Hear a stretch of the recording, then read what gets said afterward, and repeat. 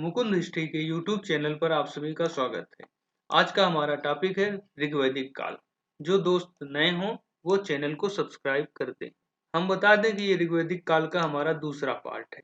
आइए देखते हैं आज का अपना पहला प्रश्न। वैदिक काल के संदर्भ में असत्य कथन है। गाय व दासियां दान में दिए जाते थे। आर्यों का मुख्य व्यवसाय पशुचारण था। स्त्रियां सभा और विदत में भाग लेती थीं। भूमि दान का भी हमें पता चलता है। हमारा सही उत्तर है ऑप्शन डी। ऋग्वैदिक काल में हमें भूमि दान का उल्लेख नहीं मिलता है। गाय व दासियां दान में दिए जाते थे। आर्यों का मुख्य व्यवसाय पशुचारण ही था और स्त्रियां सभा विदत, यह भी सभा की तरह सबसे प्राचीनतम संस्था थी। इन दोनों संस्थाओं में स्त्रियां भी भाग लेती थी। नेक्स्ट, ऋग्वेद की तिथि मानी जाती है। दोस्तों, हम बता दें कि जो भी हमारे टेलीग्राम के सदस्य हैं वो भले आप आंसर डी जानते हैं, लेकिन ये जो 3 ऑप्शन दिए गए हैं ये खोज कर बनाए जाते हैं ताकि हम व्याख्या में आपको समझा पाएं। आइए देखते हैं। 1200 से 1000 ईसा पूर्व, 6000 ईसा पूर्व, 2500 से 2000 ईसा पूर्व, 1500 से 1000 ईसा पूर्व। हमारा सही उत्तर है ऑप्शन डी, 1500 से 1000 ईसा पूर्व। ऋग्वेद की तिथि 1500 से 1000 ईसा पूर्व मानी जाती है।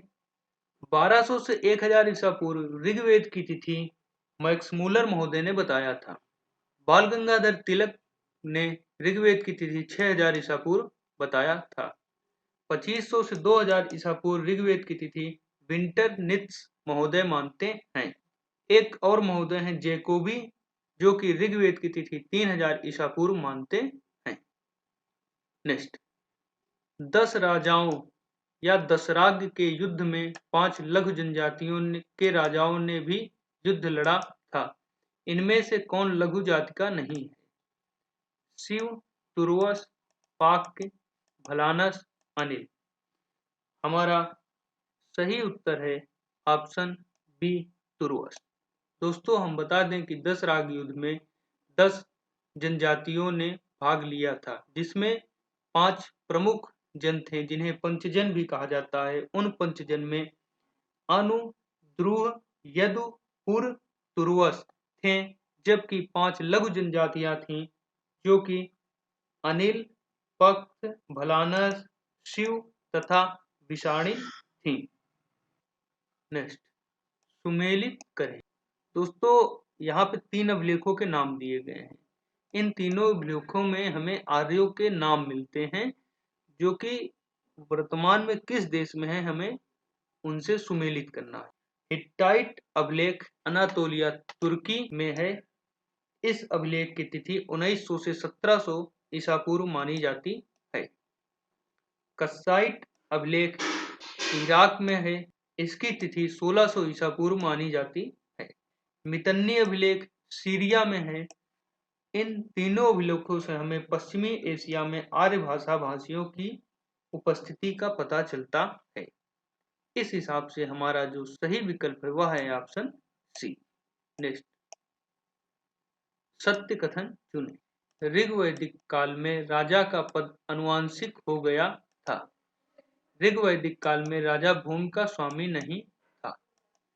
दोस्तों, प्रारंभ में राष्ट्र की सारी प्रजा मिलकर राजा का चुनाव करती थी, किंतु बाद में राजा का पद अनुवांशिक हो गया था। अतः हमारा पहला कथन सही है। ऋग्वैदिक काल में राजा प्रधानतः युद्ध का नेता था और युद्ध में भाग लेता था। वह भूमि का स्वामी नहीं था। अतः हमारा दूसरा कथन भी सही है। इस दृष्टि से हमारा सी ऑप्शन सही है। नेक्स्ट, ऋग्वैदिक काल में समिति वृद्ध मनुष्यों की संस्था थी। सभा सर्वसाधारण लोगों का समूह था।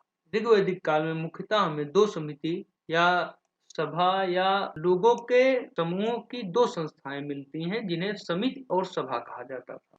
सभा कुलीन अथवा वृद्ध मनुष्यों की सभा थी या संस्था थी, जिसमें उच्च कुल से उत्पन्न ही भाग ले सकते थे। इसके विपरीत समिति सर्वसाधारण मनुष्यों की सभा थी, जिसमें जनों के सभी व्यक्ति अथवा परिवारों के प्रमुख भाग ले सकते थे। दोनों संस्थाओं का शासन पर प्रभुत्व था। इनकी सहमति राजा के अभिषेक के लिए अनिवार्य समझी जाती थी। दोस्तों यहाँ दोनों विपरीत हैं, अतः हमारा डी ऑप्शन सही होगा, क्योंकि समिति में सर्वसाधारण लोग भाग लेते थे, जबकि सभा में वृद्ध मनुष्य या कुलीन वर्ग के लोग भाग लेते थे। नेक्स्ट, आर्थिक और सामाजिक विषमताओं के फलस्वरूप दोनों ही वर्णों में श्रमिक वर्ग का उदय हुआ। यह कथन किस विद्वान का है? D Kosambi, R S Sharma, B B Lal, Romila Thapar. हमारा सही उत्तर है R S Sharma. R S Sharma ने अपनी पुस्तक शूद्रों का प्राचीन इतिहास में यह स्पष्ट किया है कि आर्थिक और सामाजिक विषमताओं के फलस्वरूप दोनों ही वर्णों अर्थात आर्य और अनार्य में श्रमिक वर्ग का उदय हुआ, जिन्हें कालांतर में शूद्र की संज्ञा दी गई। और ऋग्वेद के 10वें मंडल से हमें पुरुष सूक्त से यह जानकारी मिलती है कि विराट मनुष्य के शरीर से चारों वर्णों का उदय हुआ। नेक्स्ट, ऋग्वैदिक काल में वर्णों में जटिलता आ गई थी। वर्ण जन्मजात न होकर व्यवसाय पर आधारित थे।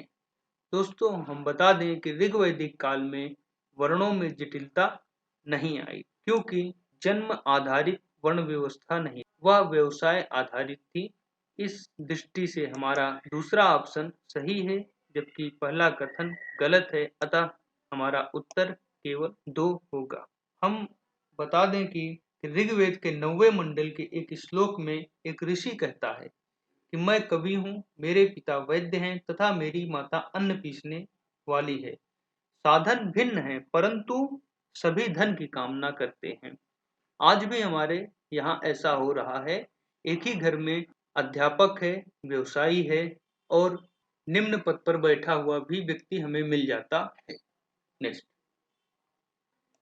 ऋग्वेद में पत्नी को क्या कहकर संबोधित किया गया है? अर्धांगिनी, जायदेस्तम, शरीरार्थ, ब्रह्मवादिनी। हमारा सही उत्तर है बी, जायदेस्तम। जायदेस्तम का अर्थ है पत्नी ही गृह है, ऐसा कहकर उसकी महत्ता को स्पष्ट किया गया है। सामान्यतः एक पत्नी विवाह का प्रचलन था। अर्धांगिनी सतपथ ब्राह्मण में पत्नी को कहा गया है और यह भी कहा गया है कि बिना पत्नी के यज्ञ कार्य संभव नहीं हो सकता। शरीरार्ध भी पत्नी की एक संज्ञा थी। ब्रह्मवादिनी उनको कहा जाता था जो जीवन पर्यंत अध्ययन में लगी रहती थी और विवाह नहीं करती थी। नेक्स्ट, ऋग्वैदिक काल में असत्य कथन है। विवाह में कन्याएं अपना मत दे सकती थीं। विदाई के समय दिए गए उपहार को वहत कहते हैं।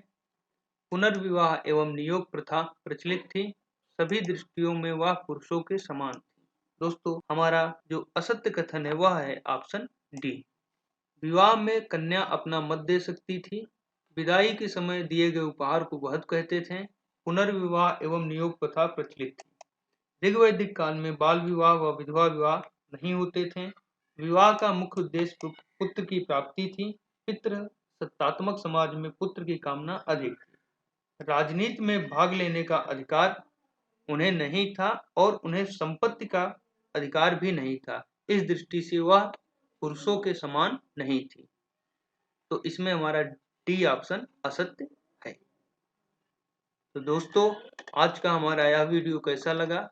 आप लाइक करें, कमेंट करें, सब्सक्राइब करें और दोस्तों के साथ भी अपने शेयर करें।